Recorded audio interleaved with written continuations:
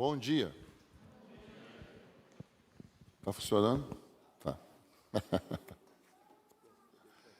Muito bom estar com os irmãos mais uma vez e poder estar aqui nessa missão de transmitir aquilo que o Senhor tem falado aos nossos corações.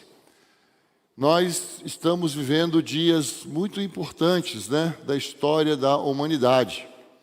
Então nós precisamos sempre lembrar para onde estamos indo. Aí eu pergunto para vocês, já que vocês estão olhando para mim, continua olhando para mim. Qual é a nossa visão?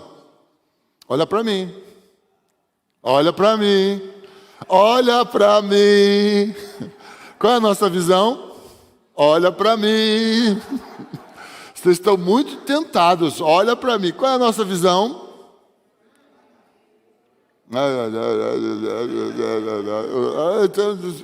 Da casa aí, pode escrever aí no chat qual é a nossa visão. Qual é a nossa visão? Olha para mim.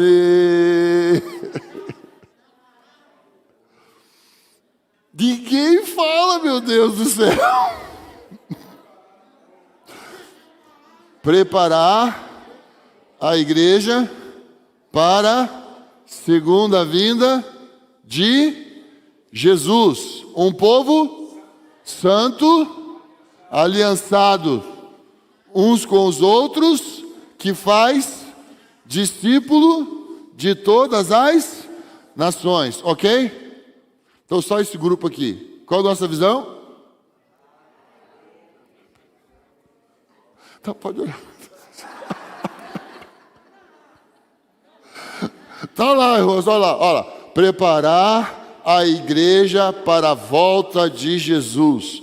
Um povo santo, aliançado uns com os outros, que faz discípulos de todas as nações. Qual é a nossa visão?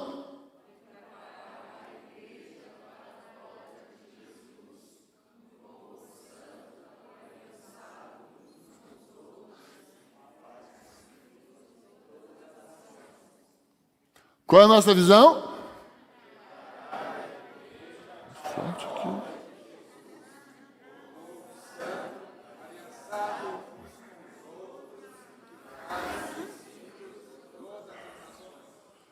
Eles foram mais altos que vocês. Qual é a nossa visão?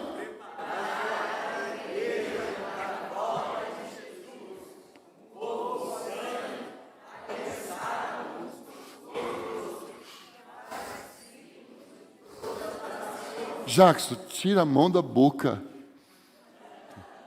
Quero ver sua boca mexendo direitinho. Rapaz, dei aula para você mais de 10 anos, rapaz. Qual é a nossa visão?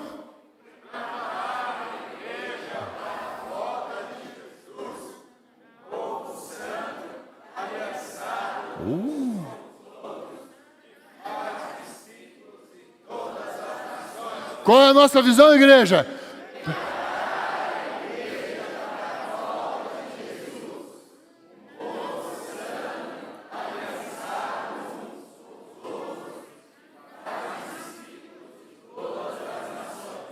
Essa é a nossa visão. Aleluia. Aplaude a igreja, aplaude a igreja.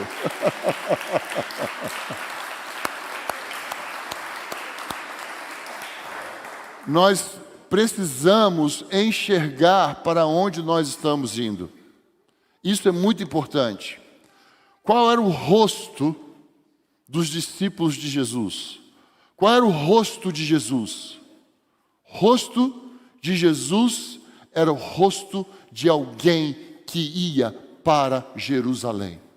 O rosto de Jesus apontava, o rosto dos discípulos de Jesus apontava para alguém, que estava indo para Jerusalém. Então nós estamos trabalhando para preparar a igreja para a segunda vinda de Jesus. Para a volta de Jesus, um povo santo, aliançado uns com os outros, que faz discípulos de todas as nações. Então, nós temos um rumo, nós temos um alvo. Então, Esses 2 livretinhos que o Francisco acabou de apresentar envolve essa comissão de fazer discípulos de todas as nações. Nós queremos proclamar o Evangelho, nós queremos anunciar a vinda do reino de Deus. As trevas estão vindo sobre a terra, mas o reino de Deus também está vindo sobre a terra. E nós precisamos nos preparar para isso. A maldade está crescendo, é verdade, mas o Rei Jesus está se preparando para voltar. Nós precisamos ter esse rosto de pessoas que estão olhando para a segunda vinda de Jesus. Nós estamos olhando para frente, nós estamos enxergando o alvo da soberana vocação, nós estamos vivendo segundo a bendita esperança. Então, nós precisamos ter esse rosto de quem vai para Jerusalém, rosto de quem está aguardando a volta de Jesus. O cenário está armando, as dores de parto estão aumentando. Ou melhor, as contrações estão cada vez mais frequentes, mais próximas. As mulheres que tiveram o seu bebê sabem muito bem o que acontece quando o dia do nascimento vai se aproximando.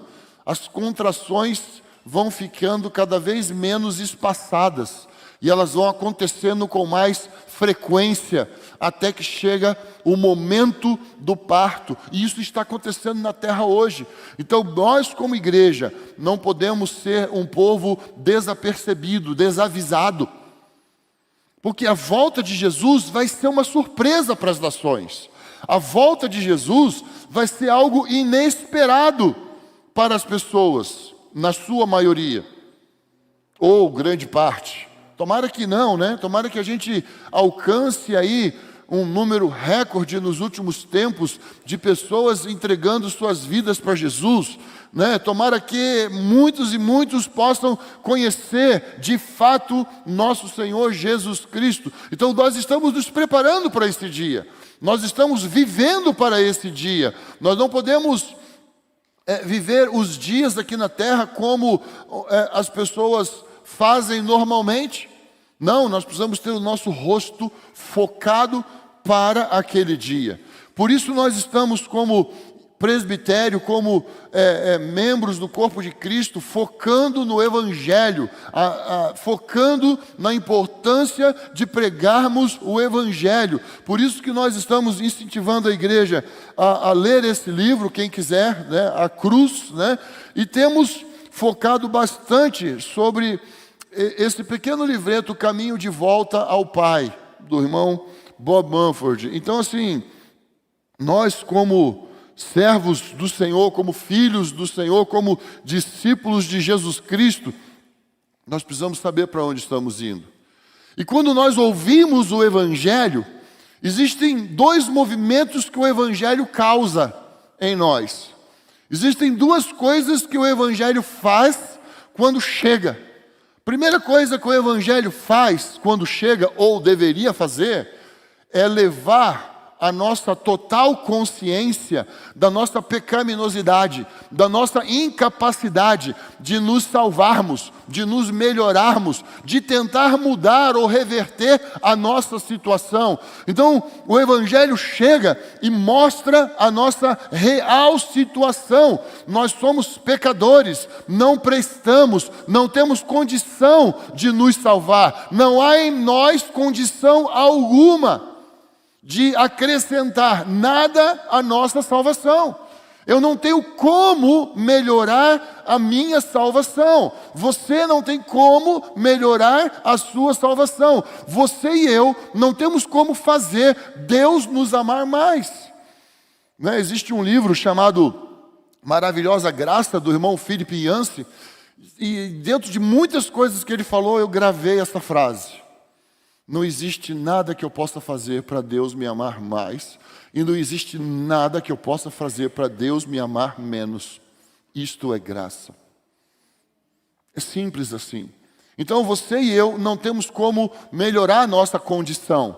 Nós não temos como acrescentar em nada a nossa salvação. O apóstolo Paulo falou, olha, salvação não vem de vós, é dom de Deus, por meio da graça, não vem das obras para que ninguém se glorie. Então ela vem da fé. Fé no que Jesus fez. O justo viverá da fé. Fé no que Jesus fez. O justo vive da fé no que Jesus fez. Fé no que Jesus providenciou. Então, eu sou conquistado pela obra de Jesus. Eu sou ganho pelo sacrifício de Jesus. Eu sou salvo pela oferta de Jesus. Eu fui alcançado porque o amor de Deus é Cristo chegando a nós. Amém? Isso nos alcançou. Então, esse é o primeiro movimento que o Evangelho causa. Ou deveria causar, porque infelizmente tem um falso evangelho sendo pregado que diz assim: vem para Jesus, sua vida vai melhorar. Vem para Jesus e seus problemas serão resolvidos. Olha, se você vir para Jesus, sua condição financeira vai mudar. Isso é falso. Isso não é o evangelho. Isso não é o que a Bíblia diz.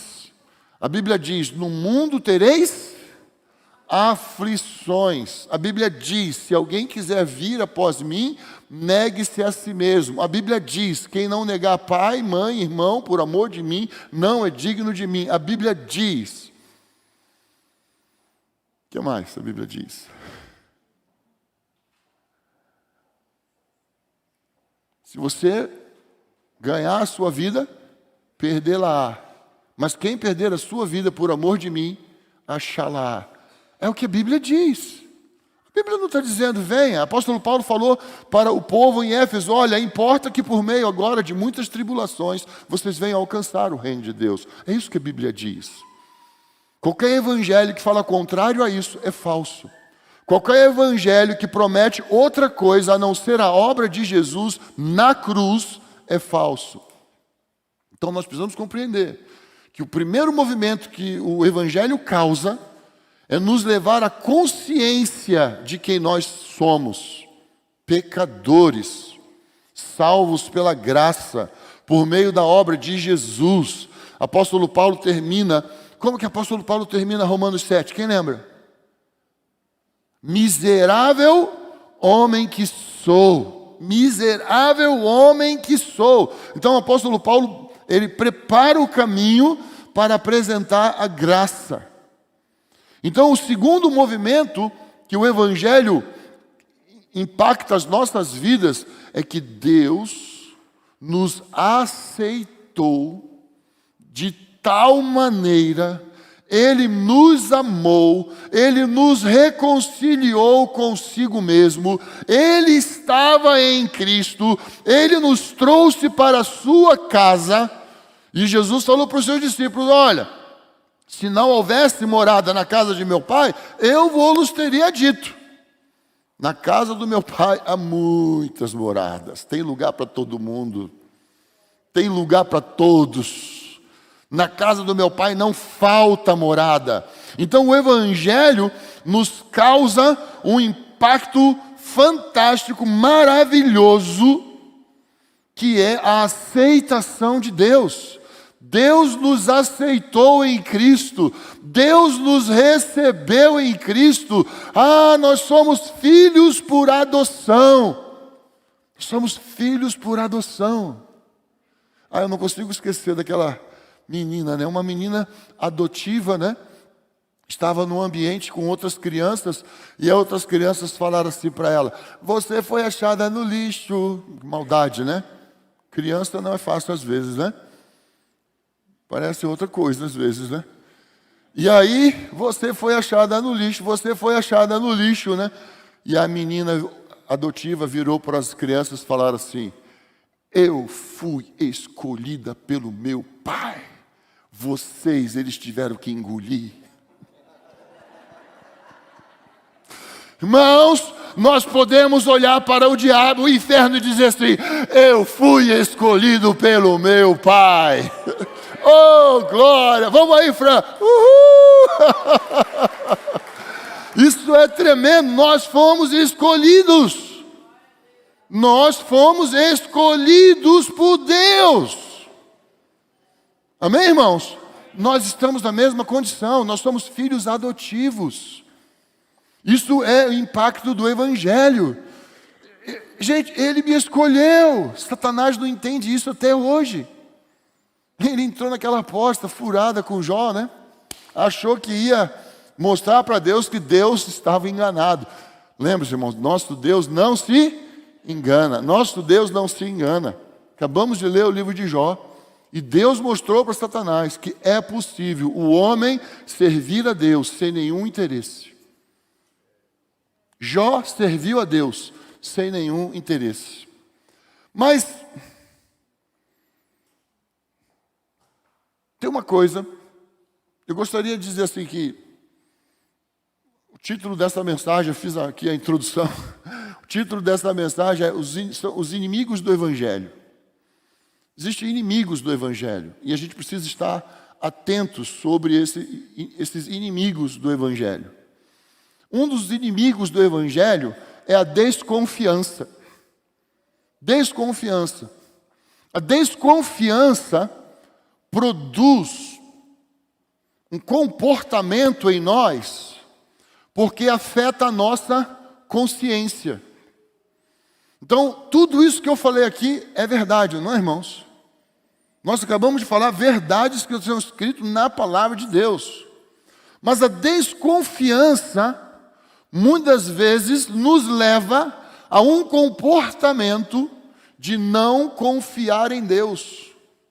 E Mário, na semana passada, falou sobre descansar em Deus. A importância de descansar em Deus. Mas esse inimigo, chamado desconfiança, não nos deixa descansar em Deus. Eu fico desconfiado que alguém não vai fazer como eu acho que ela deveria fazer. Então eu fico agitado. Eu fico desconfiado que talvez eu não vou fazer como eu precisaria fazer. Aí eu fico agitado, desconfiado. E eu fico às vezes desconfiado que talvez Deus não me ame tanto assim e seja capaz de fazer alguma coisa tão boa quanto eu estou imaginando por mim mesmo. A desconfiança é um inimigo do Evangelho. A desconfiança é algo que nos leva a um comportamento que nos faz não descansar. Não descansar. Então, abre sua Bíblia comigo em Hebreus, capítulo 3, versículo 12. Hebreus 3, 12.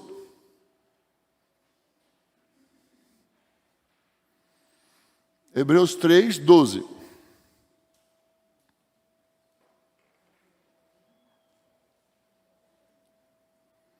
Olha só que coisa séria diz neste versículo. Irmãos, cuidado para que nunca se ache em qualquer um de vós um coração perverso e incrédulo que vos desvie do Deus vivo. A incredulidade nos desvia do Deus vivo. Olha só, irmãos, cuidado. Para quem que o autor está escrevendo? Para quem? Para nós, para os irmãos. Irmãos, cuidado, para que nunca se ache em qualquer um de vós um coração perverso e incrédulo, que vos desvie do Deus vivo. Quando nós vimos todos aqueles desvios de Israel como povo, eles estavam sendo movidos por um coração de incredulidade. Será que Deus vai me guardar mesmo? Será que Deus vai cuidar de mim mesmo? Então eu vou tomar providências para que eu me proteja. Porque eu não sei se Deus vai cuidar de mim. Eu não sei se de repente algum irmão vai cuidar de mim.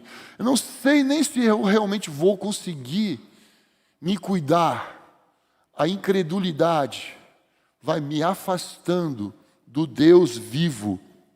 Antes, versículo 13, exortai uns aos outros todos os dias, durante o tempo que se chama hoje, para que nenhum de vós seja endurecido pelo engano do pecado. O engano do pecado me leva a desconfiar de Deus, me leva a criar formas, mecanismos de eu achar que vou me guardar caso Deus falhe. Se Deus falhar, eu criei uma situação que eu vou estar protegido. Percebe? Como que isso ofende Deus? Percebe como que isso fere Deus? Isso me afasta de Deus. Então, eu não estou descansando. É um comportamento por falta de uma consciência. Então, nós precisamos nos exortar mutuamente. Precisamos nos estimular. Irmãos, a palavra do Senhor é a verdade. Lâmpada para os meus pés, luz para o meu caminho. Maior é aquele que está em nós do que aquele que está no mundo. Posso todas as coisas naquele que me fortalece. 1000 poderão cair ao meu lado, 10.000 à minha direita, mas eu não serei atingido, porque o Senhor está comigo, o Senhor está com você também. Precisamos lembrar disso. Precisamos nos estimular, precisamos nos exortar. Irmãos, Jesus deixou tudo. Jesus deixou tudo. Jesus morreu em nosso lugar. E Deus nunca se arrependeu de ter dado Jesus para morrer em nosso lugar. Abre sua Bíblia comigo em Hebreus, vira uma página aí, ou puxa aí no seu celular, né? Hebreus 4, versículo 2. Porque as boas novas, as boas notícias, também foram pregadas a nós, assim como a eles. Mas a palavra da pregação nada lhes proveitou, porque não foi acompanhada pela fé nos que a ouviram. Então nós precisamos, irmãos, fé na palavra que estamos ouvindo. Precisamos crer na palavra que estamos ouvindo. Precisamos abraçar a palavra que estamos ouvindo. O que Davi falou que nós teríamos que fazer com a palavra? O que Davi falou que ele fez com a palavra? Escondi a tua palavra no meu coração para não pecar contra ti. Precisamos nos encher da palavra. Medita na palavra de dia e de noite. Começamos a leitura de Salmos. Qual é a primeira coisa que nós vimos lá no capítulo 1 de Salmos? Medita na palavra do Senhor de dia e de noite. Se encha da palavra do Senhor. Precisamos crer na palavra do Senhor. E aí, quando nós cremos na palavra do Senhor, o descanso vai produzir em nós 3 movimentos. Primeiro movimento que o descanso vai produzir em nós é que eu vou descansar sobre aquilo que é responsabilidade dos outros fazerem. Eu vou ficar em paz no Senhor. Eu vou confiar no Senhor. Eu não vou ficar olhando para ver se o meu patrão vai me reconhecer, se o meu esposo ou a minha marida ou a minha esposa vai reconhecer o que o meu esposo vai reconhecer o que eu estou fazendo. Eu vou descansar no Senhor, sobre as pessoas à minha volta. O segundo movimento é que eu vou descansar diante de Deus sobre aquilo que é minha responsabilidade fazer, porque Deus vai me conceder graça para o realizar, porque o querer e o realizar estão nas mãos do nosso Deus. Então é interesse de Deus que eu faça, é interesse de Deus que eu execute, e Ele vai me capacitar, e Ele vai me fortalecer para que eu faça o que precisa ser feito, sem ficar julgando A, julgando B, apontando para aquele ou apontando para esse. A minha confiança está no Senhor. Não nas pessoas, não no que as pessoas podem fazer. Eu estou confiando no Deus vivo, todo-poderoso. Agora, o terceiro movimento, que é a fé na palavra do Senhor, quando eu entro no descanso, é que eu vou descansar sobre aquilo que é responsabilidade de Deus fazer. Jesus falou assim: antes mesmo que vocês abram a boca de vocês para falar com o seu pai já sabe tudo o que você precisa. Mateus 6, não é isso? Antes mesmo que nós abramos as nossas bocas, Deus já sabe o que nós precisamos. Ele já sabe. Então, eu posso chegar, como diz a palavra, com inteireza de coração. Eu posso chegar diante dele com fé, porque tudo que eu vou falar para ele, ele já sabe. Ele já sabe. Ele já sabe. Eu posso falar com fé. Eu posso pedir com fé. Eu posso aguardar com fé. Uau! Eu é que preciso saber. O que ele já sabe. Então, descansar em Deus sobre o que os outros vão fazer, ou precisam fazer, ou estão chamados para fazer. Eu preciso aprender a descansar em Deus sobre aquilo que é minha responsabilidade fazer. E eu preciso descansar em Deus, que Ele vai cuidar de mim a cada estação da minha vida, a cada fase da minha vida. Ele vai cuidar de mim, porque Ele é Pai. Ele tem uma casa e Ele está nos chamando para perto dEle. Amém, irmãos? Então, muito importante que nós tenhamos esse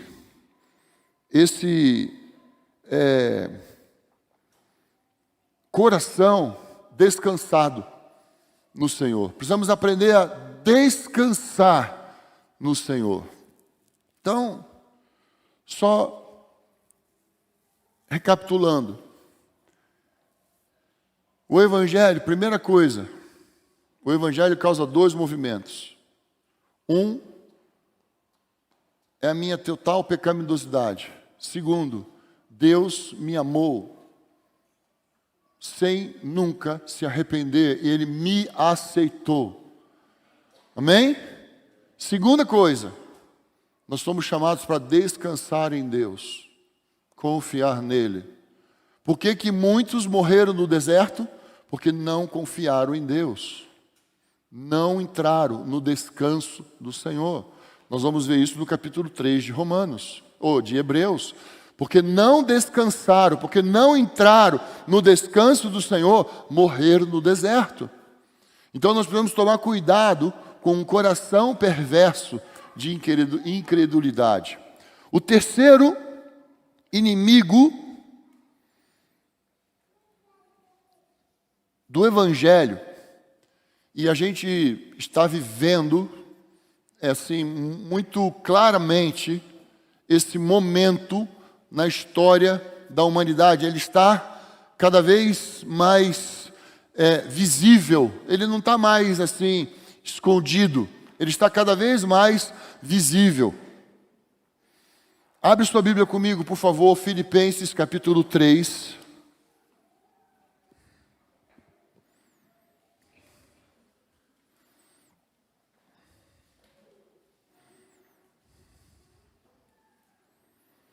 Filipenses capítulo 3, versículo 18.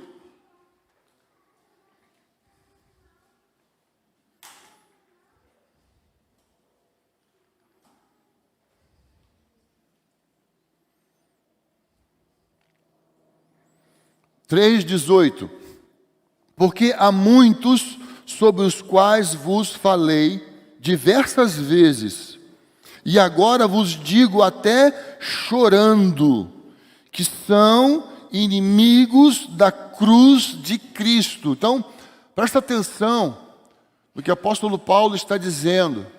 Eu digo para vocês, até chorando. Ele estava sentindo verdadeira compaixão, tristeza por esses inimigos da cruz de Cristo. Por que que o apóstolo Paulo estava sentindo esta compaixão, esta tristeza sobre estes que eram inimigos da cruz de Cristo? Versículo 19: o fim deles é a perdição, o Deus deles é o estômago, e a glória que eles têm baseiam-se no que é vergonhoso. Eles se preocupam só com as coisas terrenas. Estes são inimigos da cruz de Cristo. Seu Deus é o estômago. Seu Deus são os prazeres do tempo presente. Tudo aquilo que o tempo presente oferece é o que esses querem. Mas desejar a glória do tempo presente, desejar o conforto, a estabilidade que o tempo presente oferece, em troca, ou deixando, ou largando a confiança no Senhor, é algo que nós estamos vendo hoje. Nós lemos também ontem, Salmos, capítulo 2. O que nós lemos em Salmos capítulo 2 ontem? A fúria das nações contra o Deus de Israel. A fúria e o desprezo das nações contra Deus. Vamos nos desfazer dessas algemas e largar esse Deus, e vamos seguir o nosso caminho.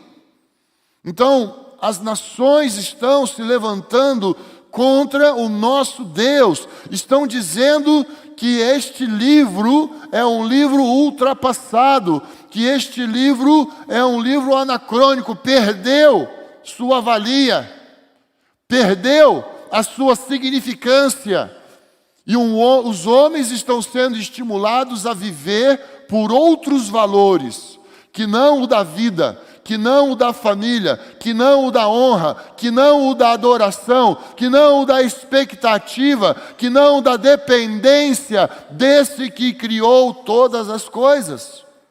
Por isso o seu Deus é o estômago, é o ventre. Seu Deus são os prazeres e os cuidados dessa vida. Nós estamos vivendo diante de uma sociedade, de um mundo. Presta atenção, irmãos, isso está acontecendo no mundo. Cuidado, se você perder, você vai perder. Cuidado, se você perder, você vai perder. Isso é contra o Evangelho, porque o Evangelho diz, se você perder, você vai ganhar. Nós cantamos que a verdade reina, que quando se perde, aqui se ganha. Nós cantamos isso, que quando se perde, é que se ganha. Isso é o Evangelho. Presta atenção. Nós não estamos propondo sofrimento para ninguém. Nós, quando falamos da cruz, nós não estamos propondo que você sofra. Nós estamos dizendo que nós vamos sofrer. Nós estamos dizendo que nós vamos passar por sofrimento. O mundo está passando por sofrimento. Nós ainda, aqui no Brasil, ainda temos alguma liberdade, ainda temos algumas possibilidades, podemos fazer algumas coisas, ainda. Mas presta atenção, as pessoas estão sendo desafiadas a abandonar a fé, a descredibilizar a palavra escrita de Deus. As pessoas estão sendo desestimuladas a confiar no Deus Todo-Poderoso. Versículo 20. Mas a nossa pátria está no céu, de onde também aguardamos um Salvador, o Senhor Jesus Cristo, que transformará o corpo da nossa humilhação. O corpo da nossa humilhação. Por quê? Por que é o corpo da nossa humilhação? Porque este corpo está fadado à morte. Thaís está sofrendo nesse momento, né? Sofrendo que está lá separado da família, né? Mas Deus está dando graça por causa do corpo desta humilhação. O corpo da humilhação. Ivana está lá no hospital por causa do corpo desta humilhação. Kátia está sofrendo por causa do corpo da humilhação. Irmão Valdir, corpo desta humilhação. Irmão Mauro precisou passar por uma cirurgia. Corpo desta humilhação. Talvez a maioria de vocês não saibam. Isabel, nossa filha, fez uma cirurgia semana passada, remoção da vesícula. Está bem, graças a Deus.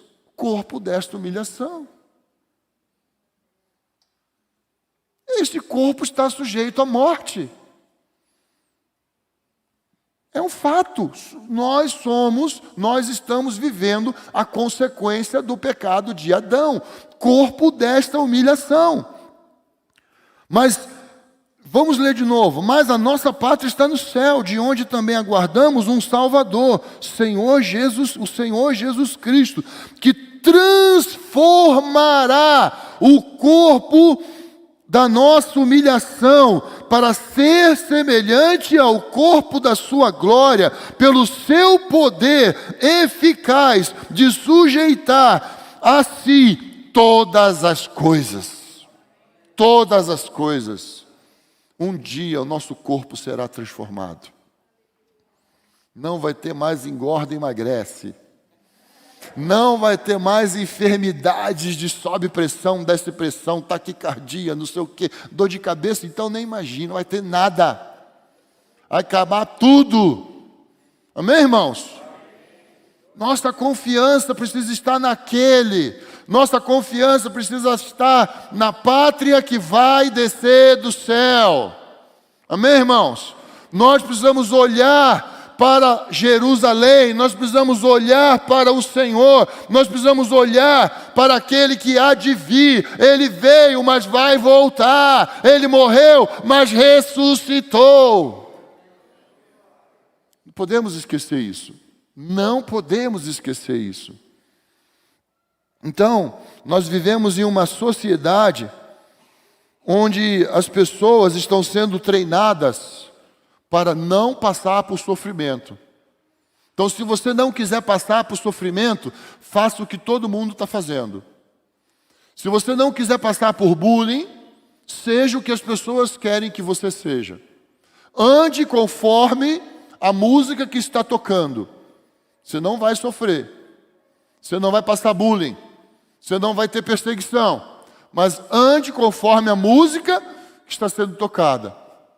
O Deus deste século está cegando os olhos do entendimento, entenebrecendo, escurecendo as mentes das pessoas.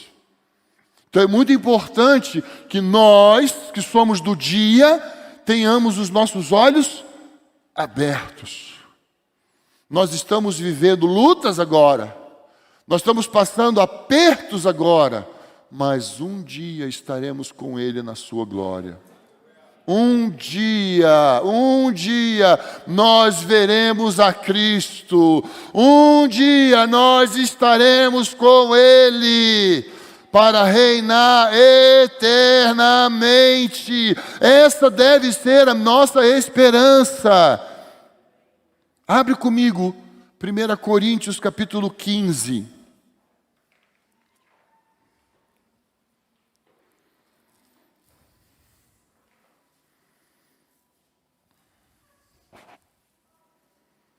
Então nós precisamos compreender que o Evangelho de Cristo não é para acabar ou diminuir os sofrimentos. Nós precisamos parar com esse falso evangelho. Nós precisamos dar um basta nesse falso evangelho. Tem pessoas, ao longo desses mais de 40 anos que eu sirvo a Deus, eu tenho visto pessoas dizerem assim: ah, mas quando eu estava no mundo, a minha vida não era assim. Não compreendeu. Não compreendeu o Evangelho. Não compreendeu o sacrifício de Jesus. Ah, eu não sei, não. Eu acho que não é vantagem servir a Deus. Quase que eu chutei a caixa das bolinhas aqui. Então, assim, eu acho que não é vantagem servir a Deus. Servir a Deus por vantagem, está enganado sobre o Evangelho. Eu sirvo a Ele, porque Ele é o Criador de todas as coisas. Eu sirvo a Ele, porque Ele deu o Seu único Filho por amor a nós. E morreu em nosso lugar. Eu não tenho nada mais significante a fazer do que servir a Ele e adorá-lo pelo que Ele é e pelo que Ele fez e pelo que Ele representa e por tudo aquilo que Ele vai fazer no fim da história. Amém, queridos? Então, 1 Coríntios 15, 19. Se a nossa esperança em Cristo se limita apenas a esta vida, somos as pessoas mais infelizes deste mundo. Se a nossa esperança em Cristo se limita apenas às coisas desta vida, somos as pessoas mais infelizes desse mundo. É claro. Então assim, a minha vida está difícil, eu queria uma cama mais quentinha, eu queria talvez uma cama mais quente, não tá tão quente, não está tão fofinha, o meu travesseiro parece de pedra. Se a nossa vida se limita às coisas desta vida, eu vou ser uma pessoa resmungona. Isso aqui não. Hoje está muito sol, né? Hoje está muito frio, né? Que chuva, não? Que seca! Nossa, está uma secura. Graças a Deus isso não acontece aqui. Oh, Deus! Aqui não, né, Francisco? Não, nem eu faço isso. Sério? Muito sério. Se a nossa vida se limita às coisas dessa vida, somos as pessoas mais infelizes. Mas o nosso olhar precisa estar nele, irmãos. Precisamos olhar para Ele, precisamos esperar nele, precisamos ter a nossa expectativa nele. Um irmão chamado Otmani, ele deu uma mensagem que acabou se tornando um livro chamado Sentido da Vida. E aí ele conta, numa das histórias que ele conta, de um irmão, um chinês muito animado, pregava o Evangelho e chegava para os irmãos e falava: graças a Deus pelo dia de hoje, graças a Deus pela chuva, graças a Deus pelo sol, graças a Deus pela bondade de Deus, graças a Deus pela escassez. E ele pregava o Evangelho, ele visitava as aldeias e ele era muito animado. E um dia, ele caiu do trem e perdeu uma das pernas. E os irmãos foram visitar ele no hospital. E os irmãos estavam preocupados como que eles iriam encontrar aquele irmão. Porque ele era um irmão muito alegre sempre. Como que vai ser ao encontrar com ele? Ele perdeu a perna. E quando os irmãos entraram no quarto, ele olhou para os irmãos e falou: irmãos, graças a Deus eu ainda tenho uma perna e eu posso continuar pregando o Evangelho. Graças a Deus eu posso usar uma muleta e sair pregando o Evangelho. Olha como Deus é bom, Ele ainda me deixou com uma perna. Quando eu crescer eu quero ser assim. De verdade, pensa, irmãos, nós não sabemos o que é sofrimento. Mas nós precisamos saber que o sofrimento vai vir. Nós precisamos saber que nós estamos caminhando para isso. Abre sua Bíblia comigo, Colossenses. Samuel, Colossenses 1, depois Romanos 8, depois 1 Pedro 5. Gravou tudo aí, Samuel. Isaac, não é Samuel, não, é Isaac. Quem é que está cuidando dos versículos? É você, Isaac? Ok. Eu sempre chamo Samuel primeiro, depois eu lembro que é Isaac, né, Isaac? Ah, por quê, né? Fala a Deus. Cadê ele? Cadê ele? Não está aí, não? Está lá. Colossenses 1, 24. Agora me alegro nos meus sofrimentos por vós, e completo no meu corpo o que resta de sofrimento de Cristo, por amor do seu corpo, que é a igreja. Agora me alegro. Apóstolo Paulo, vivendo um momento de sofrimento, mas ele estava alegre, que aquele sofrimento estava produzindo uma glória incontável para a igreja, para o corpo, porque pessoas estavam sendo alcançadas e estavam sendo salvas em meio ao sofrimento que ele estava vivendo. Romanos capítulo 8, versículo 18.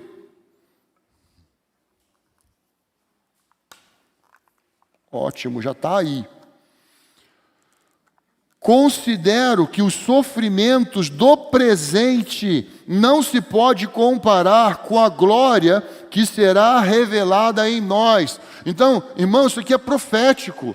Considero que o sofrimento que nós estamos vivendo agora não se pode comparar com a glória que será revelada a nós. Deus nos abençoou. Presta bem atenção nisso que eu vou falar. Deus nos abençoou, nos fazendo nascer no Brasil. É uma bênção ter nascido no Brasil. Irmãos, é uma bênção. Você pode dar glória a Deus porque você nasceu no Brasil? Irmãos, nós devemos dar glória a Deus por ter nascido no Brasil. Alguns de nós aqui já teve a oportunidade de viajar por alguns países. E olha, tem país melhor que esse não, né, Francisco? Tem não, tem? Nós estamos num país... Gente, é muito bom morar no Brasil. Entenda isso. Pode acreditar. É muito bom morar no Brasil.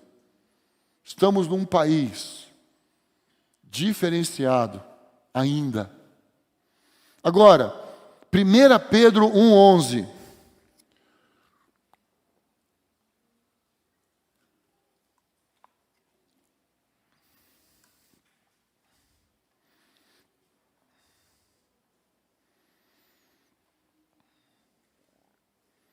Indagando qual tempo ou ocasião que o Espírito de Cristo que estava neles indicava ao predizer. Presta atenção. Pedro escreveu isso depois da ressurreição de Jesus. Pedro escreveu isso perto do fim da sua vida. Possivelmente 30 anos, 40 anos depois que Jesus havia ressuscitado. Indagando qual o tempo ou ocasião que o Espírito de Cristo que estava neles indicava ao predizer os sofrimentos que sobreviriam a Cristo e a glória que viria depois destes sofrimentos. Então, o Espírito de Cristo está em nós e nós precisamos deixar que o Espírito de Cristo nos prepare. Se você ler 1 Pedro 1, 2, 3, você vai ver como que Pedro está falando sobre o sofrimento no finais dos tempos e as coisas horríveis que estão para acontecer. A gente está falando sobre preparar para a volta de Jesus.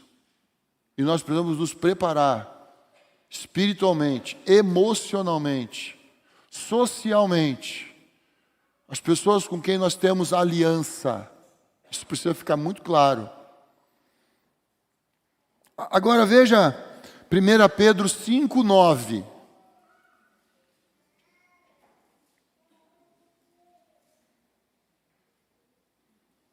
Resisti-lhe firmes na fé, sabendo que os mesmos sofrimentos estão acontecendo entre vossos irmãos no mundo. Olha quanto tempo faz, quase 2000 anos que o apóstolo Pedro escreveu isso. Irmãos, vocês acompanharam a notícia dos nossos irmãos que morreram há 20 dias atrás na Nigéria? Irmãos que foram queimados vivos, irmãos que foram assassinados, centenas de irmãos. Nós temos todos os dias irmãos morrendo no Irã, na Índia, no Afeganistão, na Ucrânia, na Rússia. Nós temos irmãos morrendo na Coreia do Norte, na China. A perseguição aumentou muito fortemente na China. Irmãos, a igreja no México está sofrendo perseguição crescente, cada vez aumenta mais. Agora, isso está acontecendo agora. Presta atenção, nós ainda temos liberdade.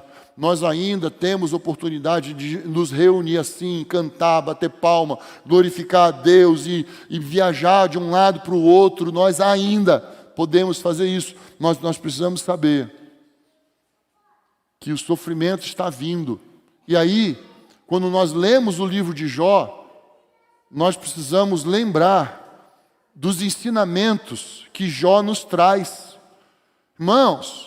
Irmãos, Jó sofreu porque cometeu pecado? Fala forte. Jó sofreu porque ele estava duvidando de Deus? Jó sofreu porque ele estava querendo ser mais que Deus? Não. Deus deixou Jó sofrer porque Deus era mau? Não é por isso. Entenda, nós estamos vivendo num mundo que está no maligno. O mundo jaz no maligno. Jesus ainda não o destronou. Jesus ainda não o eliminou. Jesus o derrotou. Ele foi derrotado, mas ele não foi destruído. Satanás é um derrotado. Ele perdeu. O poder da morte não está mais na sua mão, porque nós somos salvos em Cristo Jesus. Amém, irmãos? Todo aquele que for batizado em nome de Jesus será salvo. Todo que crê e for batizado será salvo. Então Satanás é um derrotado, ele não foi destruído, ele existe. Ele opera sobre a terra, ele anda sobre a terra. Mas o poder do pecado já não mais opera, já não mais tem domínio sobre nós, porque nós podemos vencer o pecado em Cristo Jesus.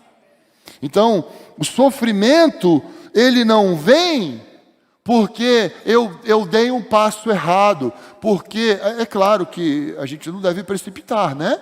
A gente tem que ser pessoas cuidadosas, claro, né? Muitos anos atrás, um grupo de jovens que nós fazíamos parte no Rio de Janeiro, um irmão que estava estudando medicina, e assim, hoje é um médico já quase aposentado, tá? E ele falou, não, porque a Bíblia diz que se tomarmos alguma coisa mortífera, não nos fará dano algum. E tinham vários estudantes de farmácia nesse tempo, né? E tinha um lá que não era crente e ainda era iníquo, né? Aí o cara virou e falou assim, tá bom que isso é verdade. Não, a Bíblia diz é verdade. Eu vou preparar uma dose de arsênico para você tomar agora. Não, mas peraí, não é assim, né? Mas a Bíblia diz que se tomarmos alguma coisa mortífera, não nos fará dano algum. Nós recebemos o irmão Wolfgang Simpson, daquele livro Lares que Transformam o Mundo, e ele contou de uma equipe de irmãos que foram trabalhar numa das ilhas ali ao redor da Indonésia, pregar o Evangelho. Enquanto eles estavam lá fazendo banheiros, porque não tinha banheiros naquela ilha, os irmãos foram lá mostrar o amor de Deus construindo banheiros. E eles construíram banheiros, só que eles estavam numa ilha totalmente dominada por uma outra religião, né, islâmica, lá, né, pessoas extremistas. E aí o líder dessa ilha falou assim, chama esse povo aí cristão, que nós queremos oferecer uma refeição de despedida para eles. Aí fizeram aquele banquete lá, os 10 irmãos comeram, se alegraram e despediram e foram embora. Dali 20 dias, esses 10 irmãos voltaram no mesmo barco que eles foram. E aí o pessoal daí: vocês estão vivos? Sim. É mesmo? É. Por quê? Ai, não vou nem te contar. Aí o pessoal reuniu. Aí o chefe falou: não acredito que vocês estão vivos. Nós estamos vivos, mas nós demos comida envenenada para vocês. Nós estamos vivos. Se tomares alguma coisa mortífera, não vos fará dano algum. Mas não sai procurando coisa mortífera para tomar, tá? Não é, está entendendo o que eu estou falando, irmãos? Se tomares, quantos de nós já tomamos e nem sabemos? Presta atenção nisso. Quantos de nós já tomamos e nem sabemos? Quanto que Deus tem nos guardado? Quanto que Deus tem nos livrado? Então, o sofrimento está vindo sobre a terra? Tá. Nós precisamos nos preparar. Mas nós precisamos colocar, acima de tudo, a nossa confiança em Cristo Jesus.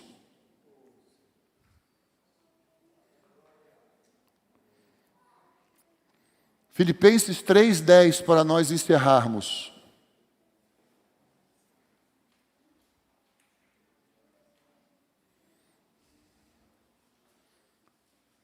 Ioiô.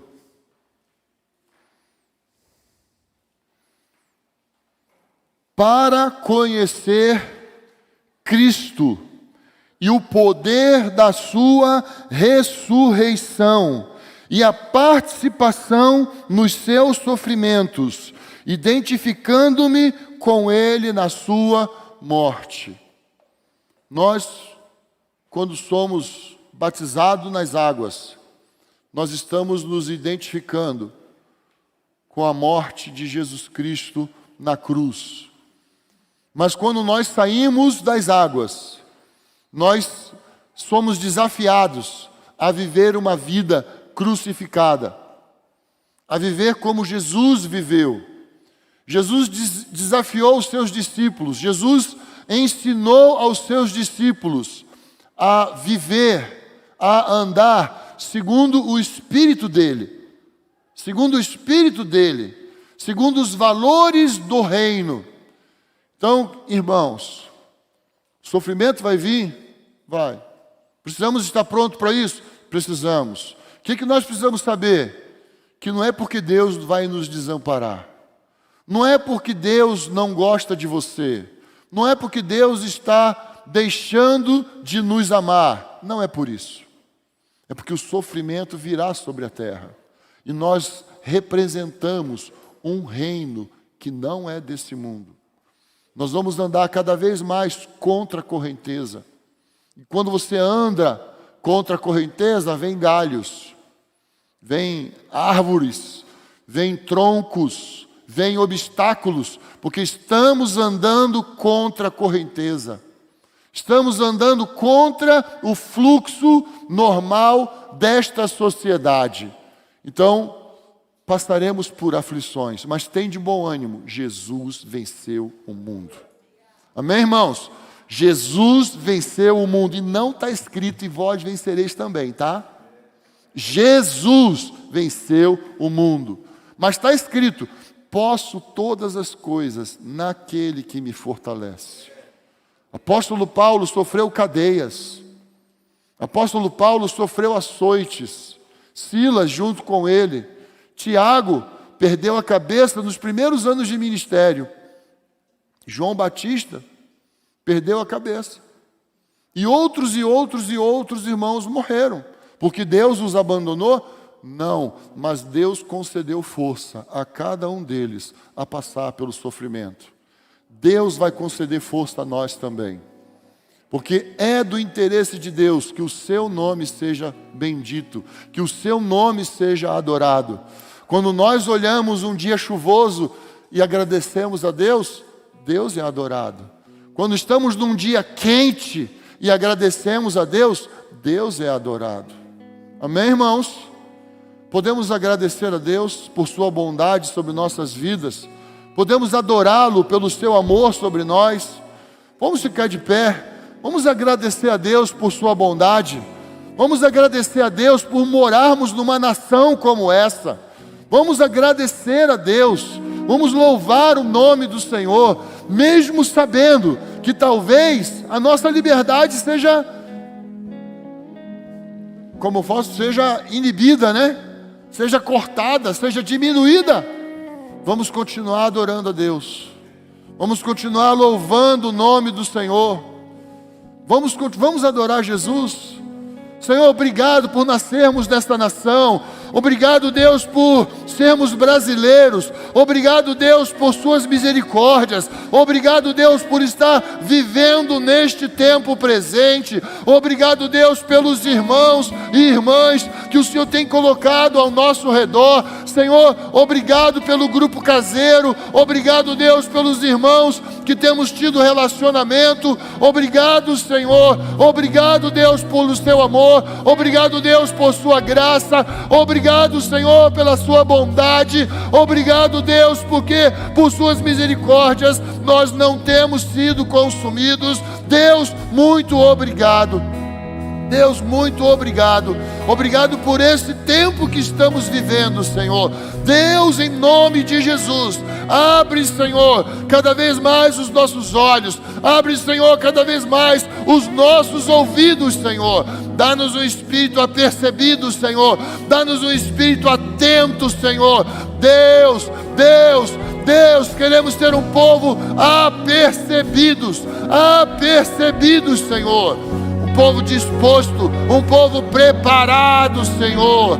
Oh, seja exaltado, oh, seja bendito, seja glorificado o nome do nosso Deus, aquele que é eterno, princípio e fim. Aleluias, aleluias, aleluias ao nosso Deus.